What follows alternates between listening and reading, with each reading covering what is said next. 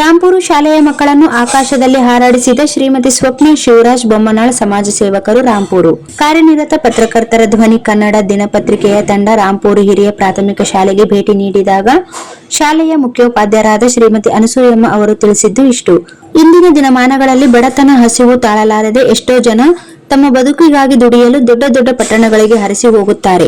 ಇಂದಿನ ಪ್ರಸ್ತುತ ದಿನಗಳಲ್ಲಿ ಮಕ್ಕಳಿಗೆ ವಿದ್ಯೆ ಕಲಿಸುವುದಂತೂ ಬಹಳ ಕಷ್ಟ. ಸರ್ಕಾರದ ವಿವಿಧ ಸೌಲಭ್ಯಗಳಿದ್ದರೂ ಕೆಲವು ಎಷ್ಟೋ ಬಡ ಮಕ್ಕಳು ಸರ್ಕಾರದ ಸೌಲಭ್ಯಗಳಿಂದ ಇಂದಿಗೂ ವಂಚಿತರಾಗಿದ್ದಾರೆ. ಇಂತಹ ಸಂದರ್ಭದಲ್ಲಿ ರಾಯಚೂರು ನಗರದ ರಾಂಪುರ ಸರ್ಕಾರಿ ಹಿರಿಯ ಪ್ರಾಥಮಿಕ ಶಾಲೆಯಲ್ಲಿ ಶ್ರೀಮತಿ ಸ್ವಪ್ನ ಶಿವರಾಜ್ ಬೊಮ್ಮನಾಳ್ ಇವರು ಇದೇ ಶಾಲೆಯಲ್ಲಿ ಈ ಹಿಂದೆ ವಿದ್ಯಾಭ್ಯಾಸ ಮಾಡಿದ ಹಳೆ ವಿದ್ಯಾರ್ಥಿಗಳಾಗಿದ್ದಾರೆ. ಇವರು ತಮ್ಮ ಸ್ವಯಂ ಪ್ರೇರಣೆಯಿಂದ ಸ್ವಂತ ಖರ್ಚಿನಿಂದ ಇದೇ ಶಾಲೆ ಮಕ್ಕಳನ್ನು ರಾಯಚೂರಿನಿಂದ ಹೈದರಾಬಾದ್ ಮತ್ತು ಹೈದರಾಬಾದ್ನಿಂದ ಚೆನ್ನೈಗೆ ವಿಮಾನ ಮುಖಾಂತರ ಆ ವಿದ್ಯಾರ್ಥಿಗಳನ್ನು ಮತ್ತು ಶಾಲೆಯ ಮುಖ್ಯೋಪಾಧ್ಯಾಯರನ್ನು ಪ್ರಯಾಣಕ್ಕೆ ಸಹಾಯ ಮಾಡಿದ್ದಾರೆ.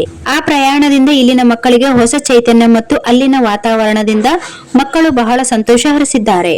ಬಡತನದ ಕಷ್ಟದಲ್ಲಿ ಇದ್ದವರು ರಾಯಚೂರಿನಿಂದ ಬೆಂಗಳೂರು ಅಥವಾ ವಿವಿಧ ಕ್ಷೇತ್ರಗಳ ನೋಡಲು ಬಹಳ ಕಷ್ಟದ ಕೆಲಸ. ಮನೆಯ ಆರ್ಥಿಕ ಸಮಸ್ಯೆಗಳಿಂದ ಇಂದು ಮಕ್ಕಳನ್ನು ಎಲ್ಲಿಗೂ ಕಳಿಸಲಾರದ ಪರಿಸ್ಥಿತಿ ಇದೆ. ಆದರೆ ನಮ್ಮೂರಿನ ಹೆಮ್ಮೆಯ ಸಮಾಜ ಸೇವಕರು ಈ ದಂಪತಿಗಳಾದ ಶ್ರೀಮತಿ ಸ್ವಪ್ನ ಶಿವರಾಜ್ ಬೊಮ್ಮನಾಳ್ ಅವರಿಗೆ ನಮ್ಮ ರಾಂಪುರ ಸರ್ಕಾರಿ ಹಿರಿಯ ಪ್ರಾಥಮಿಕ ಶಾಲೆಯಿಂದ ಮತ್ತು ನಮ್ಮ ಸಿಬ್ಬಂದಿ ವರ್ಗಗಳಿಂದ ಇವರಿಗೆ ಭಗವಂತ ಸದಾ ಕಾಪಾಡಲಿ, ಬಡ ವಿದ್ಯಾರ್ಥಿಗಳಿಗೆ ದಾರಿ ದೀಪವಾಗಲಿ ಎಂದು ತುಂಬಾ ಅಭಿನಂದನೆಗಳನ್ನು ತಿಳಿಸಿದರು.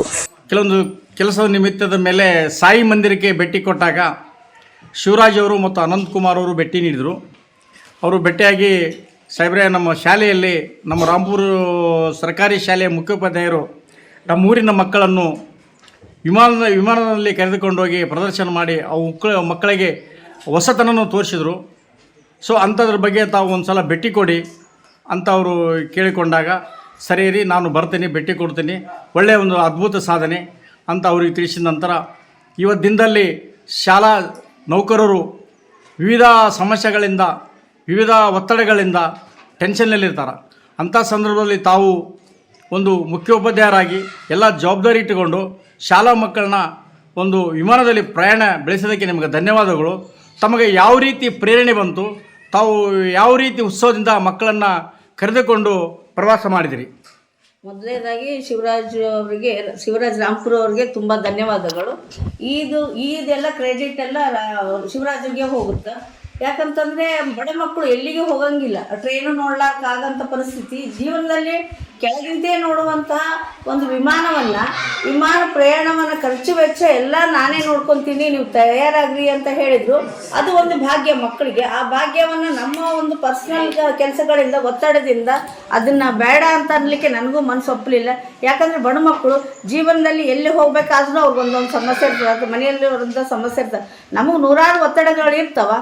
ತಾಂತ್ರಿಕ ಒತ್ತಡ ಇರ್ತದೆ, ಶಾಲಾ ಮಕ್ಕಳದ ಒತ್ತಡ ಇರ್ತದೆ, ಆಮೇಲೆ ವ್ಯವಸ್ಥೆಯ ಒತ್ತಡ ಇರ್ತದೆ. ಆದ್ರೂ ಈ ವ್ಯವಸ್ಥೆ ನಾನು ಅವ್ರಿಗೆ ಎಷ್ಟು ಹೇಳಿದ್ರು, ಕೃತಜ್ಞತೆ ಹೇಳಿದ್ರು ನಾನು ಸಾಲಲ್ಲ. ಯಾಕಂದರೆ ಒಂದು ಸಲ ಅವರು ಪ್ರೇರಣೆ ಮಾಡಿ ಶಾಲಾ ಮಕ್ಕಳು, ಅದು ಸರ್ಕಾರಿ ಶಾಲಾ ಮಕ್ಕಳನ್ನ ಕರ್ಕೊಂಡು ಹೋಗೋಣ ಅಂತಂದಿದ್ದಕ್ಕೆ ನಾನು ಹಿಂಜರಿದೆ. ಮಕ್ಕಳಲ್ಲಿ ಎಲ್ಲ ಪ್ರೇರಣೆ ಕೇಳಿದಾಗ ನಾನು ರೆಡಿ ಅಂತಂದರು.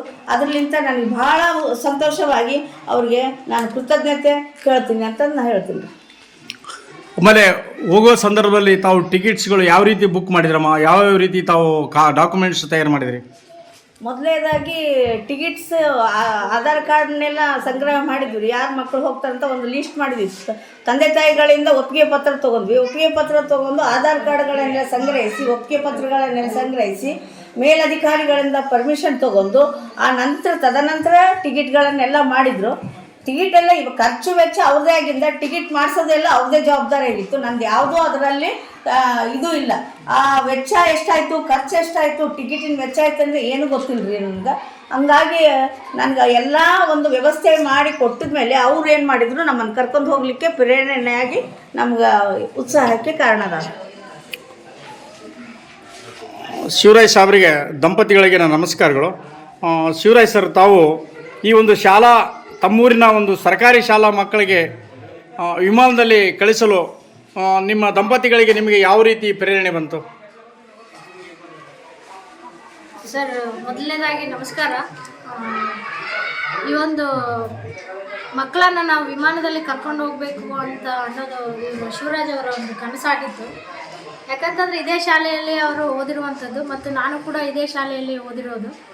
ನಾವು ಎಷ್ಟೇ ಎತ್ತರಕ್ಕೆ ಬೆಳೆದರೂ ಸಹ ನಮ್ಮ ಬುನಾದಿ ಇದೇ ಶಾಲೆಯಲ್ಲಿ ಆಗಿರೋದ್ರಿಂದ ನಾವು ಈ ಶಾಲೆಗೆ ಯಾವುದಾದ್ರೂ ಒಂದು ಕೊಡುಗೆಯನ್ನು ನೀಡಬೇಕು ಅನ್ನೋದು ನಮ್ಮ ಮನಸ್ಸಿನಲ್ಲಿ ಇತ್ತು. ಸೊ ಅದಕ್ಕೆ ನಾವು ಒಂದು ರಾಯಚೂರಿನಲ್ಲಿ ಎಂದು ಕಂಡರಿಯದ ಒಂದು ಹೊಸ ಒಂದು ಬುನಾದಿಗೆ ನಾವು ಕಾರಣಭೂತರಾಗಿದ್ದೇವೆ. ಅಮ್ಮ ಧನ್ಯವಾದಗಳು. ತಾವು ಪ್ರಯಾಣ ಬೆಳೆಸಿದಲ್ಲಿ ತಮ್ಮ ಅನಿಸಿಕೆಗಳು ಅನಿಸುತ್ತೆ ಮಕ್ಕಳ ಜೊತೆಗೆ ಪ್ರಯಾಣ ಬೆಳೆಸಿದಾಗ? ಪ್ರಯಾಣ ಅನ್ನೋದು ಅದರ ಫುಲ್ ಕ್ರೆಡಿಟ್ ನಾವು ಶಾಲೆಯ ಮುಖ್ಯೋಪಾಧ್ಯಾಯನಿ ಶ್ರೀಮತಿ ಅನುಸೂಯ ಮೇಡಮ್ ಅವ್ರಿಗೆ ಕೊಡ್ತೀವಿ. ಬಿಕಾಸ್ ನಾವು ಮೊದಲೇ ನಮ್ಮ ಒಂದು ಸಲಹೆಯನ್ನು ತಂದಾಗ ಅವರು ಇದ್ರ ಬಗ್ಗೆ ಪಾಲಕರ ಒಂದು ಸಭೆಯನ್ನು ಕರೆದರು ಮತ್ತು ಪಾಲಕರಿಗೆ ನಮ್ಮ ವಿಷಯವನ್ನು ತಿಳಿಸಿ ಅವರೆಲ್ಲರ ಹತ್ರನೂ ಒಂದು ಒಪ್ಪಿಗೆಯ ಪತ್ರವನ್ನು ತಗೊಂಡ್ರು. ಆಮೇಲೆ ಪ್ರತಿಯೊಂದು ಮಕ್ಕಳ ಡಾಕ್ಯುಮೆಂಟಿಂದ ಹಿಡಿದು ಮಕ್ಕಳನ್ನು ಪೂರ್ವ ತಯಾರಿ ಮಾಡಿದರು. ಅದು ಬಹಳ ಮುಖ್ಯ ಆಗುತ್ತೆ. ಯಾಕಂತಂದರೆ ಮಕ್ಕಳು ಇನ್ನೂ ಬಸ್ಸು ಟ್ರೈನೇ ಹತ್ತಿರಲಾರ್ದ ಮಕ್ಕಳನ್ನು ಒಂದು ವಿಮಾನಕ್ಕೆ ಕರ್ಕೊಂಡು ಹೋಗುವಂತಹ ಪೂರ್ವ ತಯಾರಿಯನ್ನು ಮಾಡಿದಂಥ ಕ್ರೆಡಿಟ್ ಮೇಡಮ್ಗೆ ಹೋಗುತ್ತೆ. ಯಾಕಂತಂದರೆ ಅಲ್ಲಿ ಹೋಗುವಾಗ ಆಗಿರ್ಬೋದು, ಯಾಕಂದರೆ ಹತ್ತಿದಾಗ ಅವರ ಮನಸ್ಸಲ್ಲಿ ಯಾವುದಾದ್ರೂ ಒಂದು ಭಯ ಇಂಥದನ್ನೆಲ್ಲ ಅವ್ರು ಮೊದಲೇ ಒಂದು 2-3 ದಿನದ ಬಿಫೋರ್ ಇವರು ಅವ್ರನ್ನ ರೆಡಿ ಮಾಡಿದ್ದು. ಅದಾದಮೇಲೆ ಪ್ರತಿಯೊಬ್ಬರ ಜೊತೆನೂ ಅವರು ಹೋಗಿ ಅವರ ಒಂದು ವಯಸ್ಸಿಗೆ ಇಳಿದು ಅವ್ರಿಗೆ ಏನು ಬೇಕೋ ಅವ್ರಿಗೆಲ್ಲ ಸೌಲಭ್ಯವನ್ನು ಕೊಟ್ಟಿದ್ದು ಮಾತ್ರ ಮೇಡಮ್ ಅವರು. ಅದನ್ನು ಟಿಕೆಟ್ ಸೌಲಭ್ಯ ಮಾಡಿಸಿ ಅದನ್ನು ಕರ್ಕೊಂಡು ಹೋಗ್ಬೇಕು ಅನ್ನೋದೆಲ್ಲ ಶಿವರಾಜ್ ಅವ್ರದ್ದು ಅಂತ ಹೇಳ್ಬೋದು. ಅಮ್ಮ ಧನ್ಯವಾದಗಳು. ಪುಟ್ಟಮ್ಮ, ಶಾಲಾ ವಿದ್ಯಾರ್ಥಿಗಳು, ತಮ್ಮ ಹೆಸರಮ್ಮ? ನನ್ನ ಹೆಸರು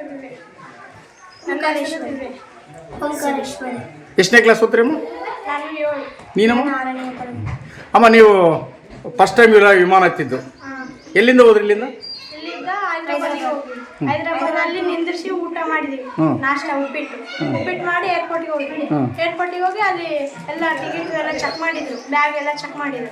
ಚೆಕಿಂಗ್ ಮಾಡಿದ್ಮೇಲೆ ಇದು ಏರೋಪ್ಲೇನ್ ಹೋದ್ವಿ. ಎಲ್ಲಿಂದ ಯಾವ ಊರಿಗೆ ಹೋದ್ರಿ? ಚೆನ್ನೈ.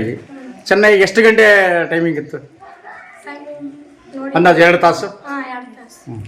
ಅಲ್ಲಿ ಏನು ಆ ಊರು ನೋಡಿದ ತಕ್ಷಣ ನಿಮಗೇನು ಅನಿಸ್ತು? ಖುಷಿ. ಅಲ್ಲಿ ಬಿಲ್ಡಿಂಗ್ಗಳು, ಅಲ್ಲಿ ವಾತಾವರಣ ಹೆಂಗೆ ಅನಿಸ್ತು?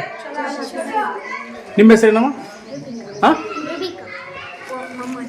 ಭೂಮಿಕಾ, ಪೂಜಾ, ನೀವು ಎಲ್ಲರೂ ಪ್ರಯಾಣ ಬೆಳೆಸಿದ್ರಿ. ಅಲ್ಲಿಂದ ಏನಾದ್ರು ಖರೀದಿಗೆ ಏನಾದ್ರು ತೊಂದರೆ? ಏನು ತಂದಿರಿ? Very good. ಇಲ್ಲಿ ನಮ್ಮ ಮಾರ್ಕೆಟ್ ಅಲ್ಲಿ ಮಾರ್ಕೆಟಿಗೆ ನೋಡೋಕೆ ಹೆಂಗೆ ಕಾಣಿಸ್ತದೆ ನಿಮಗೆ? ಚೆನ್ನಾಗಿ. ಮತ್ತು ಅಲ್ಲಿ ಊಟ ಏನು ಮಾಡಿದ್ರಿ ನೀವು? ಅಲ್ಲಿ ಅಲ್ಲಿ ನೀವೆಲ್ಲ ಸೆಲ್ಫ್ ಮಾಡ್ಕೊಂಡಿದ್ರಿ? ಮತ್ತೆ ಇಲ್ಲಿ ಕಾಫಿ ಗೀಫಿ ಏನಾದರೂ? ಒಟ್ಟು ಎಷ್ಟು ಅಂದಾಜು ಎಷ್ಟು ಮಕ್ಕಳಿದ್ದೀರಿ ನೀವು? 15 ಮಕ್ಕಳು. ಅಮ್ಮ, ತಾವು ಒಂದು ಮುಖ್ಯೋಪಾಧ್ಯಾಯ